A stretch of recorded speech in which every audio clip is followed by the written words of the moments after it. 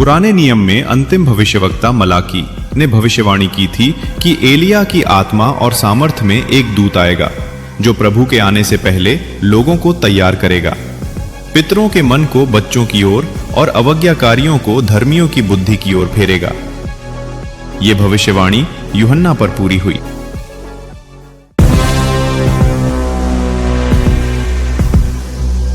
हेरोद राजा के समय में यरूशलेम के मंदिर में जकरिया नाम का याजक अबियाह की वंशावली से सेवा कर रहा था। उसकी पत्नी एलिजाबेथ हारून की वंशज बांझ थी और दोनों वृद्ध हो चुके थे। जकरिया धूप बलि चढ़ा रहा था, तभी स्वर्गदूत गैब्रिएल दाहिनी ओर वेदी के पास प्रकट हुआ। डर मत जकरिया, तेरी प्रार्थना सुनी गई है। तेरी पत्नी एलिजाबेथ तेरे लिए एक पुत्र उत्पन्न करेगी और तू उसका नाम यूहन्ना रखेगा।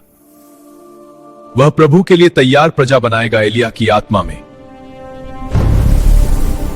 हम दोनों बूढ़े हैं, एलिजाबेथ बांझ है, तू गूंगा रहेगा जब तक ये पूरी ना हो।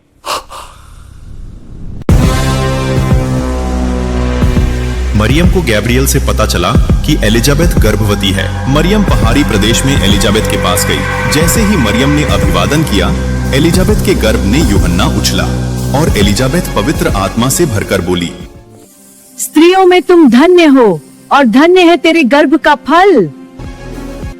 और ये मेरे साथ क्यों हुआ कि मेरे प्रभु की माता मेरे पास आई? यह यूहन्ना की पहली गवाही थी, गर्भ में ही यीशु को पहचानना।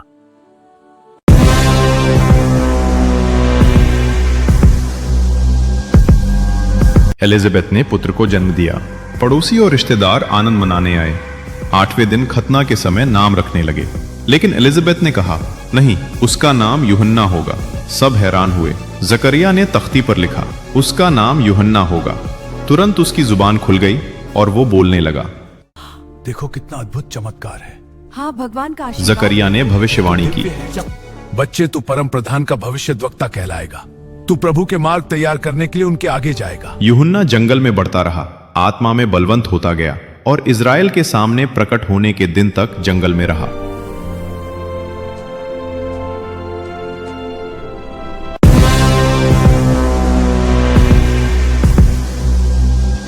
तिबिरियुस कैसर के राज्य के 15वें वर्ष लगभग 29 ईस्वी में यूहन्ना जंगल में प्रकट हुआ।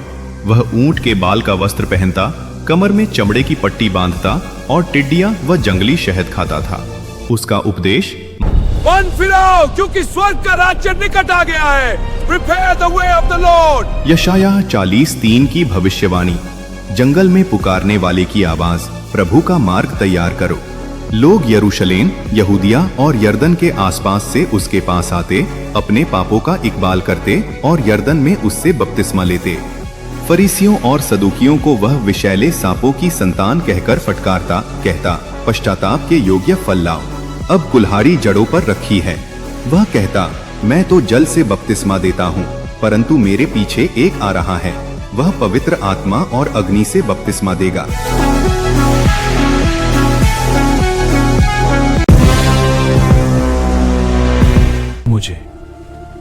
मुझे बपतिस्मा दो। मुझे आपसे बपतिस्मा लेना चाहिए।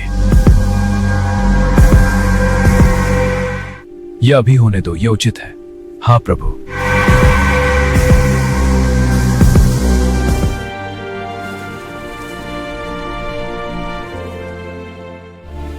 यह मेरा प्रिय पुत्र है जिससे मैं अत्यंत प्रसन्न हूं।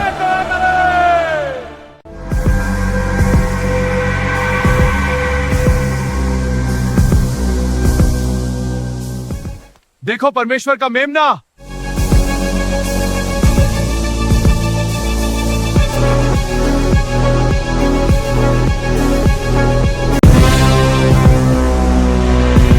हेरोद ने यूहन्ना को बंदी बनाया। जेल से उसके शिष्यों ने यीशु से पूछा, क्या तू ही वह आने वाला है या किसी और की प्रतीक्षा करें?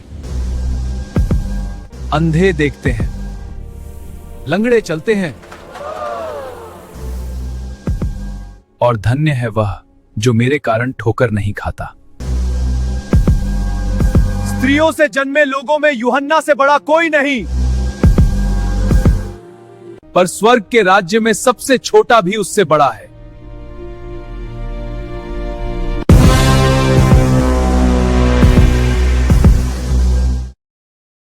हेरोद एंटिपस ने अपनी भाई की पत्नी हेरोदियास से अवैध विवाह किया। यूहन्ना ने बार बार फटकारा, यह तुम्हारे लिए उचित नहीं है कि तुम अपने भाई की पत्नी को रखो। हेरोद ने यूहन्ना को पकड़वा जेल में डाल दिया। हेरोदियास उसे मारना चाहती थी, लेकिन हेरोद डरता था क्योंकि लोग यूहन्ना को भविष्यद्वक्ता मानते थे। हेरोद के जन्मदिन पर हेरोदियास की बेटी सलोम ने नृत्य किया। हेरोद ने प्रसन्न होकर कसम खाई, जो कुछ तू मांगेगी दूंगा। मां के कहने पर लड़की ने कहा, माँ जल्दी उसका सिर मांगो सलोमे। यूहन्ना बपतिस्मा देने वाले का सिर थाली में दे दो। हेरोद दुखी हुआ, लेकिन कसम के कारण उसने आदेश दिया। जेल में यूहन्ना का सिर कलम कर थाली में रखकर लड़की को दिया गया, जो अपनी मां को ले गई। यूहन्ना के शिष्यों ने शव उठाकर दफनाया और यीशु को खबर दी। यूहन्ना की कहानी एक महान भविष्यद्वक्ता, यीशु के अग्रदूत और सच्चाई के साक्षी की है, जो गर्भ से ही यीशु की गवाही देता रहा और अंत तक सत्य पर अडिग रहा। उनकी मृत्यु ने यीशु के मार्ग को और स्पष्ट किया।